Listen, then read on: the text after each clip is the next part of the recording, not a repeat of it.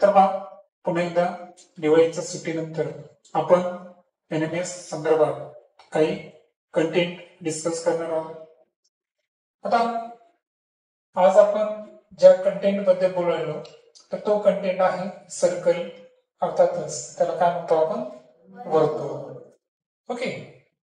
आता सर्कल संदर्भात जी basic information आहे ती आपली क्लिअर पाहिजे.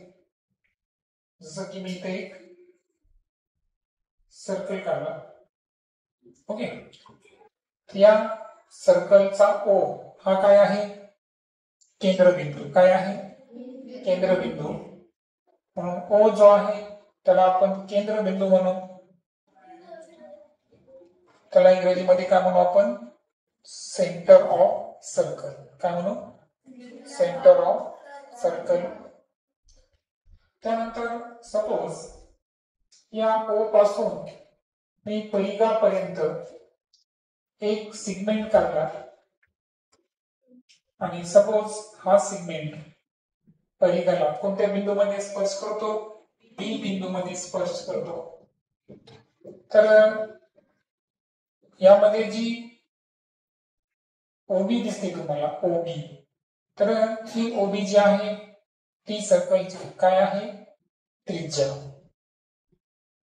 ज्याला इंग्रजीमध्ये आपण काय म्हणतो, रेडियस.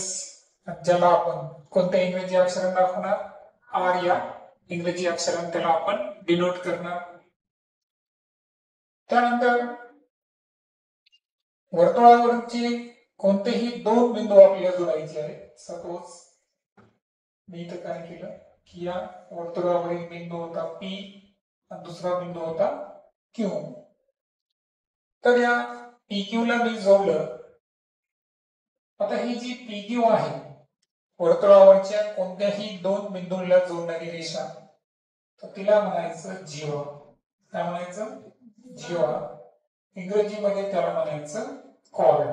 काय म्हणायचं, कॉर्ड. आणि त्यानंतर मी एक अशी जीवा घेतो की जीवा वर्तुळाच्या केंद्रबिंदूतून जाते. कुठून जाते, केंद्रबिंदूतून जाते. सपोज ही ती जीवा आहे. ठीक आहे, पुन्हा एकदा वाटलंस. केंद्रबिंदू कोण होता आपला, O या केंद्रबिंदूतून जी जीवा गेली ती सर्वात मोठी जीवा आहे. वर्तुळाची काय, ती सर्वात मोठी जीवा आहे, ज्याला आपण कॉर्ड म्हणतो. आणि वर्तुळातल्या सर्वात मोठ्या जीवेला काय म्हणायचं, व्यास. त्याला इंग्रजीमध्ये म्हणतात डायमीटर. काय म्हणतात त्याला इंग्रजीमध्ये, आता एक लक्षात घ्या, डायमीटरचं एक वैशिष्ट्य आहे की त्यामध्ये दोन रेडियस दिसतील तुम्हाला. पहा, O पासून C पर्यंतचं माप सुद्धा काय आहे, R. आणि O पासून D पर्यंतचं माप सुद्धा काय आहे, R. म्हणजे जेव्हा मी डायमीटर व्यास D काढतो तेव्हा ती दोन त्रिज्येची मिळून तयार होते. आणि म्हणून जे डायमीटर आहे त्याचा फॉर्म्युला काय आहे, 2R. म्हणजे वर्तुळाचा व्यास हा त्रिज्येच्या काय असतो, दुप्पट असतो. कसा असतो, दुप्पट असतो. तर हा झाला आपला आजचा फॉर्म्युला नंबर 1 की डायमीटर अर्थातच व्यास हे त्रिज्येच्या दुप्पट आहे, म्हणून D बरोबर 2R. त्यानंतर वर्तुळाच्या जो क्षेत्रफळ आहे, वर्तुळाचे क्षेत्रफळ,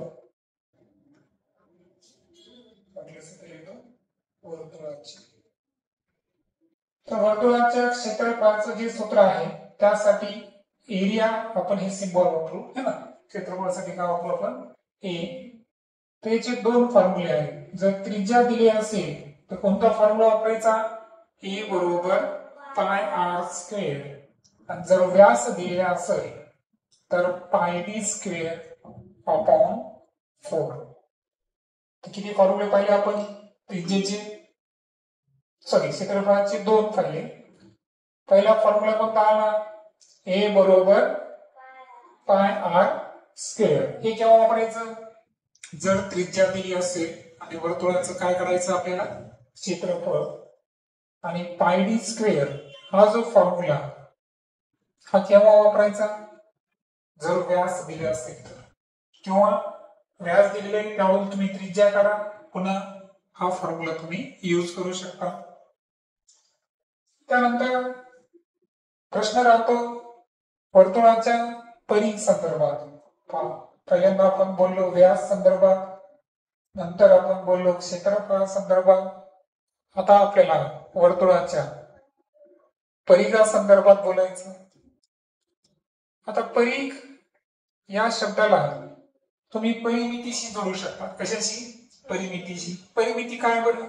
कोणत्याही भौमितिक आकृतीची परिमिती अर्थातच पेरिमीटर काढायचं असेल काय करतो आपण? ऑल साइडचं काय करतो? ऍडिशन. सर्व बाजूंची काय करतो? बेरीज. आता ही वर्तुळ जे आहे ती समजा एखादी तार आहे आणि तिला जर आपण सरळ केलं तर तिची लांबी मोजणे म्हणजे काय मोजणे? परिघ मोजणे. पण परिघासाठी जो फॉर्म्युला आपल्याकडे आहे तर ते दोन फॉर्म्युले आपल्याकडे. एक आहे सी बरोबर 2 पाय आर, आणि जर व्यास दिला असेल तर काय फॉर्म्युला वापरायचा? पाय डी. ओके. सो जे दोन फॉर्म्युले आपण पाहिले, त्रिज्या दिलेली असताना व्यासचा फॉर्म्युला काय आहे? सी बरोबर 2 पाय आर. त्यानंतर व्यास दिला असेल तर सी बरोबर पाय डी. हे आपलं सूत्र क्रमांक 4 आणि हे आहे सूत्र क्रमांक 5. हे पाहिल्यानंतर आता आपण बोलूया अर्धवर्तुळा संदर्भात. आता इथे आपण एक आकृती घेऊ.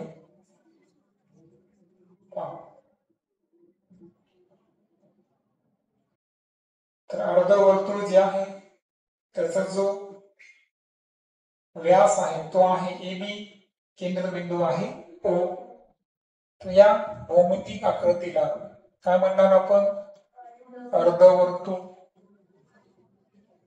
ज्याला इंग्रजीमध्ये म्हणतात सेमी सर्कल.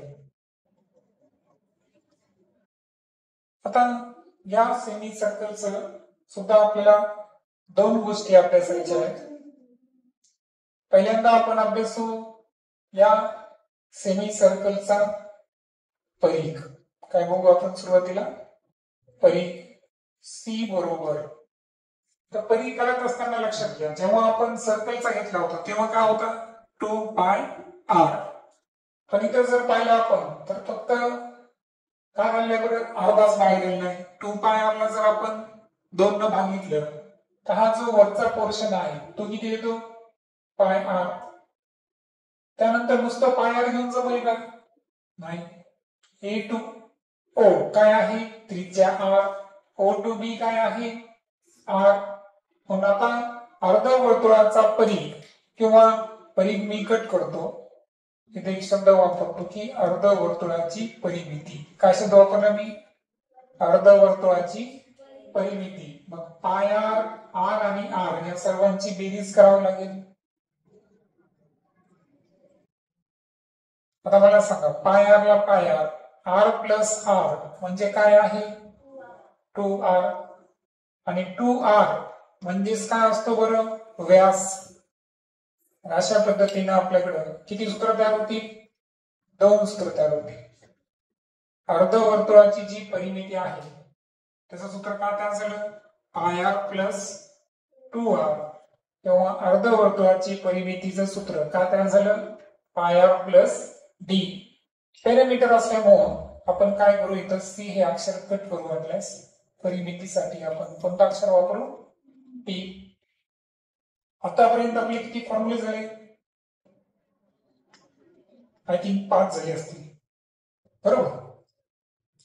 हा जो आहे हा आहे फॉर्म्युला नंबर 6 आणि हा आहे फॉर्म्युला नंबर 7. आता हे जे दोन परिमितीचे फॉर्म्युले आहेत, ही कोणाची परिमिती आहे? अर्धवर्तुळाची परिमिती. करेक्ट. आता आपल्याला बोलायचं आहे अर्धवर्तुळाच्या क्षेत्रफळासंदर्भात. आता अर्धवर्तुळाचे जे क्षेत्रफळ आहे तर ते काढत असताना वर्तुळाच्या क्षेत्रफळाचे काय करायचे, दोन समान भाग करायचे. करेक्ट. पण आता एक क्षेत्रफळ काढत असताना सुद्धा दोन फॉर्म्युले असतील. एक असेल ए बरोबर त्रिज्या असताना काय फॉर्म्युला वापरणार तुम्ही, पाय आर स्क्वेअर डिवाइडेड बाय 2. आणि तुम्हाला मी आता सांगितलं होतं व्यास दिलेलं असताना सूत्र काय आहे, पाय डी स्क्वेअर अपॉन 4. याला सुद्धा कितीने भागावं लागेल आपल्याला, 2 ने भागावं लागेल. आता मॅथमॅटिक्स नियम माहिती आहे तुम्हाला, अंशातला छेद हा छेदासोबत काय जातो, गुणाकार. 4 दोन्ही किती होतील, 8. पण अर्धवर्तुळाचं क्षेत्रफळाचं सूत्र काय असेल, पाय डी स्क्वेअर अपॉन 8. अशा पद्धतीनं अर्धवर्तुळाचे दोन सूत्र आपल्याकडे तयार झाले.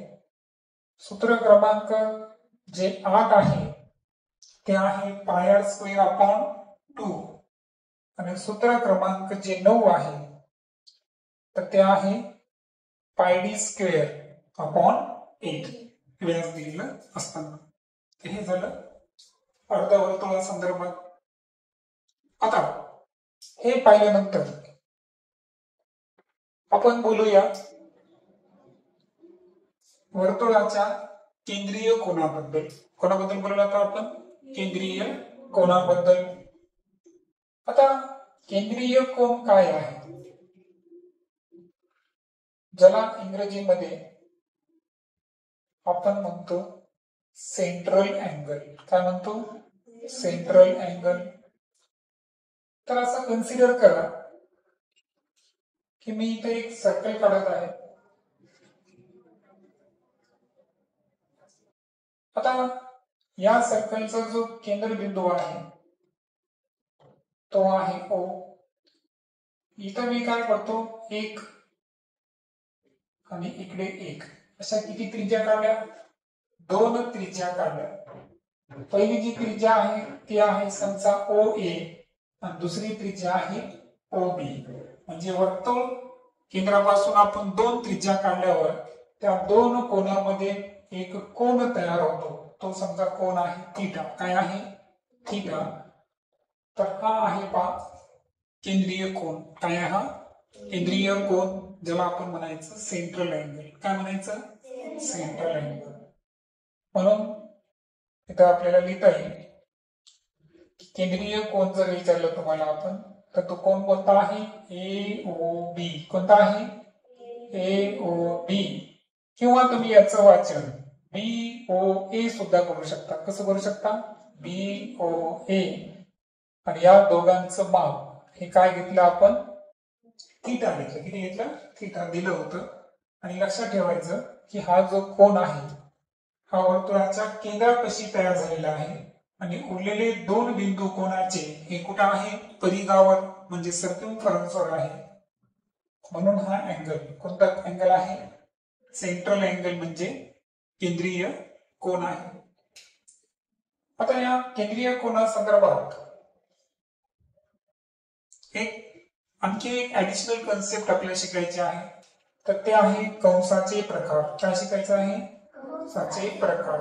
आता कंस काय आहे ते अगोदर आपण समजून घेऊ. मी काय करतो की या आकृतीमध्ये इथं एक एक्स पॉइंट घेतो आणि इथं एक काय घेतला मी, वाय पॉइंट घेतला.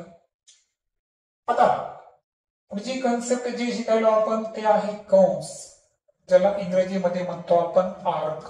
काय म्हणतो आपण त्याला, आर्क. आणि आर्क काय आहे तर लक्षात घ्या, हा जो केंद्रीय कोन आहे ना, तर या केंद्रीय कोनासंदर्भात A पासून x पर्यंत हा सुद्धा एक कंस आहे. त्यानंतर x पासून B पर्यंत हा सुद्धा एक कंस आहे. त्यानंतर B पासून y पर्यंत हा सुद्धा काय आहे, एक कंसच आहे. लक्षात घ्या, मी वाटलं चला असं दाखवतो. आणि त्यानंतर y पासून A पर्यंत हा सुद्धा काय आहे, कंस आहे. लक्षात आलं, म्हणजे आपण कंस जे आहे हे 2-2 अक्षराचे सुद्धा घेऊ शकतो. याला लक्षात. मग मला सांगा की यामध्ये कंस आपल्याला मोजायचे होते. तर पहिला कंस कोणता घेतला आपण? ए पासून एक्स पर्यंत. दुसरा कंस कुठे घेतला आपण? एक्स पासून बी पर्यंत. तिसरा जे कंस घेतला होता आपण ते कसा घेतला होता? बी पासून वाय पर्यंत. आणि त्यानंतर चौथा जे कंस घेतला होता तो कोणता होता? वाय पासून ए पर्यंत. तर असे किती कंस भेटले आपल्याला? 4 कंस. वर्तुळावर 4 बिंदू होते. मग प्रश्न असा आहे, एवढे 4च कंस इथे तयार होतात का? तर आन्सर आहे नाही. यामध्ये आणखीन कंस तयार होतात. ते कंस कसे आहेत पहा. आता आपण 3-3चं पण घेऊ शकतो. पहा, ए पासून ए एक्स बी कोणता घेऊ शकतो? लक्षात आलं? ए एक्स बी. त्यानंतर एक्स बी वाय कोणता घेऊ शकतो? एक्स बी वाय. त्यानंतर बी पासून सुरुवात करू. बी वाय ए कोणतं झालं? बी वाय ए. आणि त्यानंतर हात घेतला आपण है ना. तर ए एक्स बी, एक्स बी वाय आणि वाय ए एक्स अशी किती कंस झाले आपल्याकडे? 3. 4 आणि 3 किती झाले आता? 7. आता याच्या पेक्षाही जास्त त्याग होऊ शकतात का? तर आन्सर आहे यस. मग आता कसे? तर पहा, 4 अक्षर घ्यायचे आणि 4 मधले तुम्ही कोणतेही 3 अक्षरी नाव घ्यायचं. पण घेताना काळजी घ्यायची, सुरुवातीचं आणि शेवटचं घ्यायचं. मधल्या 2 पैकी तुम्ही एक घेऊ शकता. येते लक्षात? जसं की पहा, आता मी ए पासून चाललो. लक्षात घ्या, इथं मी कलर चेंज करतो वाटल्यास. पहा, ए पासून तर मी कुठपर्यंत चाललो? आता वाय पर्यंत चाललो. तर 4 नाव आहे त्याच्यात, ए एक्स बी वाय. तुम्हाला काय करायचं? सुरुवातीचं आणि शेवटचं घ्यायचंच आहे, पण या दोघांपैकी एकच घ्यायचं. या दोघांपैकी काय घ्यायचं? एकच घ्यायचं. मग मला सांगा पुढच्या कंसाचं नाव काय होईल? ए एक्स वाय किंवा ए बी वाय. कसं करणार कंसाचं वाचन? कंस ए एक्स वाय किंवा दुसरं नाव काय सांगितलं मी तुम्हाला? कंस. पहा, एक तर एक्स घ्या किंवा बी घ्या, पण ए आणि वाय ला कट करायचं आपल्याला. सुरुवात आणि शेवट ती फिक्स ठेवायची. म्हणून काय नाव येईल? A B Y. आता हे नाव वेगवेगळे दिसत असतील, परंतु ते एकच आहेत. ते वेगवेगळे आहेत का? नाही. तसंच आता सुरुवात करून करणार आपण एक्स पासून. एक्स पासून केलं बघा, एक्स बी वाय ए. म्हणजे आता आपण एक्स सुरुवातीचा पॉइंट आणि ए शेवटचा पॉइंट असं घ्यायला. मग कोणता कंस तयार होईल सांगा? पहा, एक्स पासून एक्स बी ए किंवा एक्स वाय ए असं घ्यावं लागतं. सांगा मग काय काय नाव आले? कंस. सुरुवात आणि शेवट लक्षात घ्या. सुरुवात होती एक्स आणि शेवट जो होता तो कोणता आहे आपल्याकडे?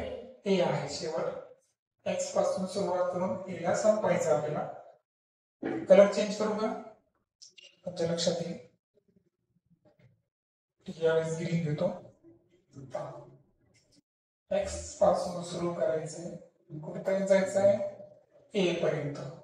चला सांगा, एक्स बी ए किंवा एक्स वाय ए. पहिला आणि शेवटचा पॉईंट सारखा ठेवायचा आहे. सांगा काय काय नाव आले? जर बी घेतला तर काय होईल? एक्स बी ए किंवा दुसरं नाव काय असेल? एक्स सॉरी काय होईल? किती होईल? बी एक्स वाय ए. एक्स वाय ए. तशी सुरुवात आता आपल्याला कोणापासून करायची आहे? बी पासून. आता इथं आपण वाय पासून सुरुवात केली नाही ना 3 अक्षरीमध्ये. ठीक आहे, एक काम करू आपण, याला 9 नंबर देऊ का? चालेल. याला काय करतो मी? 9 नंबर देतो. आणि याला 10 देतो. आपण ए पासून स्टार्ट केला, एक्स पासून 3 अक्षरी स्टार्ट केला, बी पासून, पण एक वाय मिसिंग आहे आपला. इथे लिहू वाय, तुम्ही लिहिताना व्यवस्थित लिहा. 3 अक्षर राहिले आपल्याला. वाय ए एक्स कोणता राहिला होता आपला? वाय ए एक्स. म्हणजे 2-2च्या बघा फरक सलग मध्ये किती आले? 4. सलग 3-3च्या गटामध्ये किती आले? 4. आता आपण सुरुवात जी आहे अगोदर ए पासून केली, नंतर एक्स पासून केली. आता कोणापासून करायची आपल्याला? बी पासून. बी वाय एक्स ए कसं यायचं आपल्याला? बी वाय ए एक्स. वाटल्यास कलर घेऊ आपण. सुरुवात करायची बी, सॉरी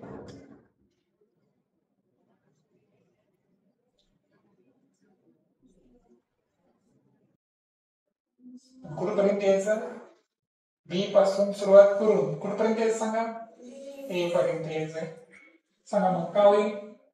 बी वाय एक्स किंवा बी ए एक्स.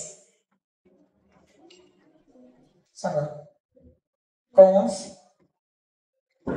बी वाय एक्स किंवा दुसरं नाव काय आहे? कंस बी ए एक्स. आणि आता 12 नंबर सांगा. 12 नंबर कोणता येईल आता? आपण ए पासून सुरुवात केली होती, एक्स पासून, बी पासून केली. आता कोणती सुरुवात करणार आपण? वाय पासून. वाय पासून सुरू करायचं. तर कुठपर्यंत जायचं आहे आपल्याला? सॉरी, वाय पासून सुरुवात करून बी पर्यंत जायचं. कुठपर्यंत जायचं? बी पासून. तर वाय आणि बी च्या मध्ये कोण कोण सांगा? ए पण आहे आणि एक्स पण आहे. मग एकदा वाय सांगा काय होईल? कंस वाय ए बी. काय येईल? वाय ए बी किंवा कंस वाय एक्स बी. काय येईल? एक्स बी. तर असे किती कंस शोधले बघा आपण? 12 कंस. इथे लक्षात. मग आता अशा पद्धतीनं हे जे कंस आहेत हे आपल्याला शोधता आलं पाहिजे. बरोबर. आता पुढच्या याच्यामध्ये आपण काय करू की केंद्रीय कोन आणि कंस यांचं एकमेकांशी काय नातं आहे आणि कंसाचे जे 2 प्रकार आहेत, लघु कंस आणि विशाल कंस, हे आपण नेक्स्ट लेक्चरमध्ये डिस्कस करू. ठीक.